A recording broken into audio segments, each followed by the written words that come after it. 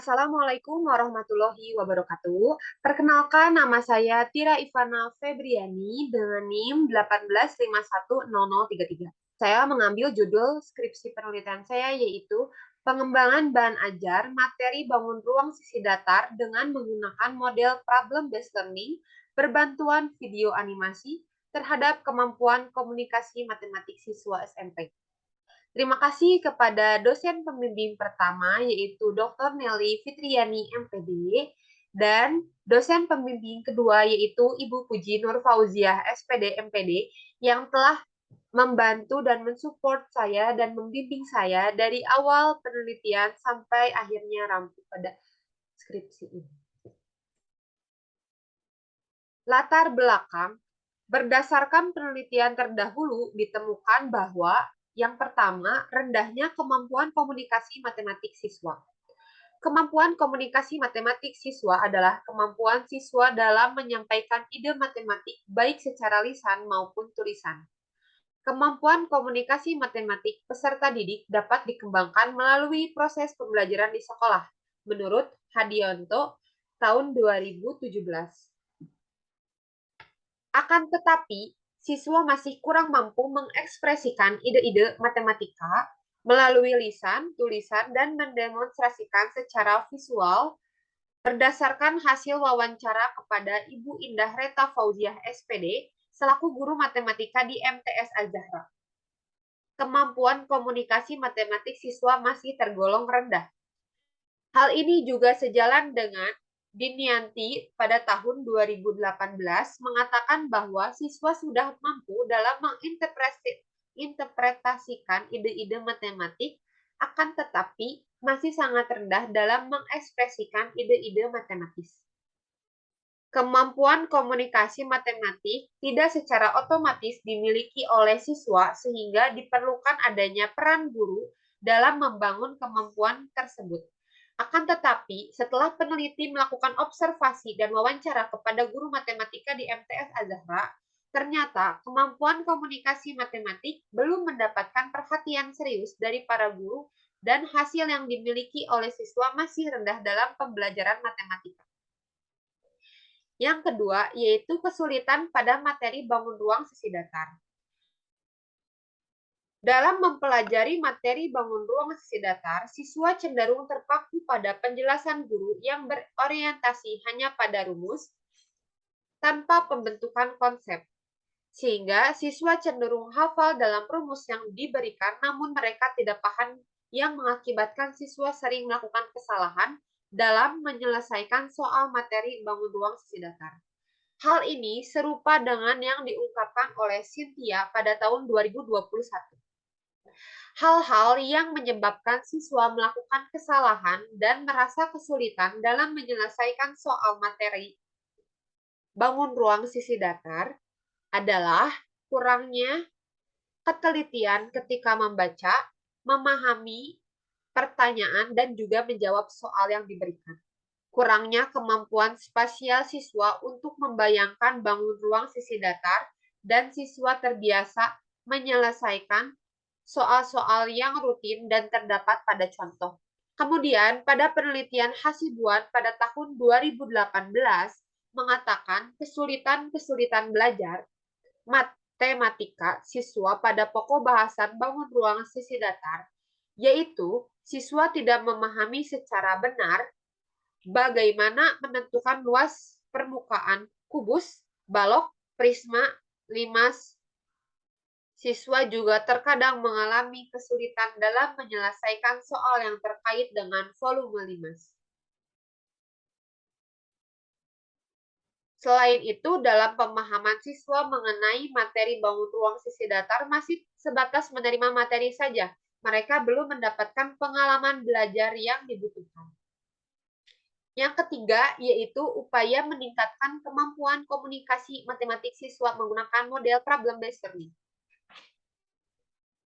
Dengan menggunakan model problem-based learning, model pembelajaran ini didefinisikan sebagai gambaran keseluruhan pembelajaran yang kompleks dengan berbagai teknik dan prosedur yang menjadi bagian pentingnya. pada penelitian Huda pada tahun 2013. Model problem-based learning adalah model pembelajaran yang cukup sejalan agar peserta didik mendapat pengetahuan penting, sehingga mahir dalam memecahkan masalah dan memiliki model belajar sendiri serta memiliki kecakapan berpartisipasi dalam proses pembelajaran. Hal ini juga sejalan dengan SMA pada tahun 2012. Pembelajaran problem-based learning merupakan suatu model pembelajaran yang menggunakan masalah dunia nyata sebagai suatu konteks bagi peserta didik untuk belajar tentang cara berpikir dan keterampilan pemecahan masalah, serta untuk memperoleh pengetahuan dan konsep yang esensial dari materi atau materi pembelajaran.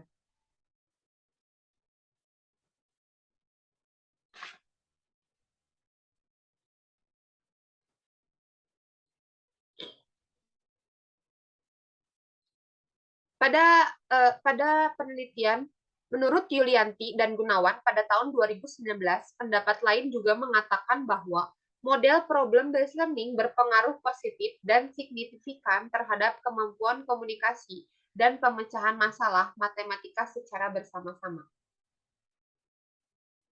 Dan terakhir, yaitu dibutuhkannya bahan ajar yang menunjang kebutuhan peserta didik. Salah satu bahan ajar yang digunakan adalah LKPD atau Lembar Kerja Peserta Didik. Lembar Kerja Peserta Didik merupakan salah satu bahan ajar dan sumber belajar yang berperan sebagai penunjang dalam proses pembelajaran. LKPD dapat digunakan untuk meminimalkan peran pendidikan namun lebih mengaktifkan peserta didik dalam proses pembelajaran. Menurut Septian Irianto Andriani pada tahun 2019. LKPD juga merupakan salah satu sumber belajar yang dapat dikembangkan oleh pendidik sebagai fasilitator dalam kegiatan pembelajaran. Ini menurut Zahari, Barata, dan Sutiarno pada tahun 2017.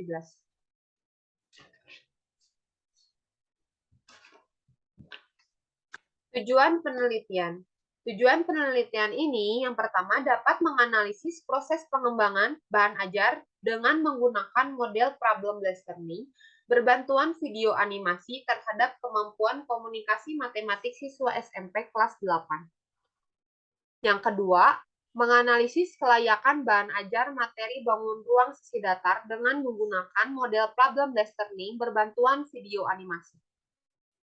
Yang ketiga, menganalisis efektivitas pengembangan bahan ajar yang dikembangkan dengan menggunakan model problem-based learning berbantuan video animasi dilihat dari peningkatan kemampuan komunikasi matematik siswa kelas 8. Yang terakhir, menganalisis kendala-kendala yang ditemui pada saat pengembangan bahan ajar menggunakan model problem-based learning berbantuan video animasi pada siswa kelas 8. Metode penelitian. Metode penelitian yang digunakan yaitu model R&D atau Research and Development. Dengan 7 tahapan penelitian mengikuti penelitian R&D, Goal and Goal. Subjek penelitian adalah siswa MTS Al-Zahra sebanyak 25 orang siswa. Instrumen penelitian berupa instrumen non-tes dan instrumen tes. Instrumen non-tes berupa lembar observasi, lembar wawancara, angket validasi, dan angket respon siswa. Pada instrumen tes, terdapat kisi-kisi soal tes kemampuan komunikasi matematik. Hasil penelitian. Hasil uji efektivitas terdapat pada 71% dengan kategori sangat efektif. Boleh disimak gambarnya. Diagram validasi ke-1 itu berwarna hijau muda, dan validasi kedua itu berwarna hijau tua. Validator pertama pada hasil validasi ke-1 itu pada persentase ke-72%, dan validasi kedua itu di 76%. Berarti ada peningkatan 4%. Validasi ke-1 pada validator kedua itu ada di 67% dan validasi keduanya di 92%. Pada ahli praktisi, validasi pertama di 75% dan validasi kedua di 80%. Rata-rata pada validasi pertama yaitu 71% dan validasi kedua rata-ratanya 83%. Berarti ada peningkatan ya. Nah, kesimpulannya, yang pertama, tahap pengembangan melalui 7 tahapan dan menghasilkan bahan ajar berupa LKPD yang sudah sesuai dengan langkah-langkah pengembangan research and development. Yang kedua, kelayakan menurut ahli materi bangun ruang sisi datar menggunakan model problem based learning berbantuan video animasi terhadap kemampuan komunikasi matematik siswa SMP. Menurut ahli materi dan ahli praktisi berada pada kategori sangat valid, sedangkan respon siswa terhadap LKPD yang telah dikembangkan adalah LKPD yang praktis digunakan oleh siswa. Yang ketiga, keefektivitasan berada pada kategori efektif. Pada kategori efektif digunakan oleh siswa terhadap kemampuan komunikasi matematik. Kendala yang dialami peneliti pada saat proses pengembangan adalah kurangnya fasilitas belajar siswa dan waktu dalam penelitian yang terbatas. Karena pada saat uji coba terbatas, uji dan uji coba luas, itu banyak kalender merah di kalender akademik yang mengakibatkan keterbatasannya waktu dalam penelitian. Nah, terima kasih. Cukup sekian presentasi hasil skripsi saya. Mohon maaf apabila banyak kesalahan. Terima kasih. Assalamualaikum warahmatullahi wabarakatuh.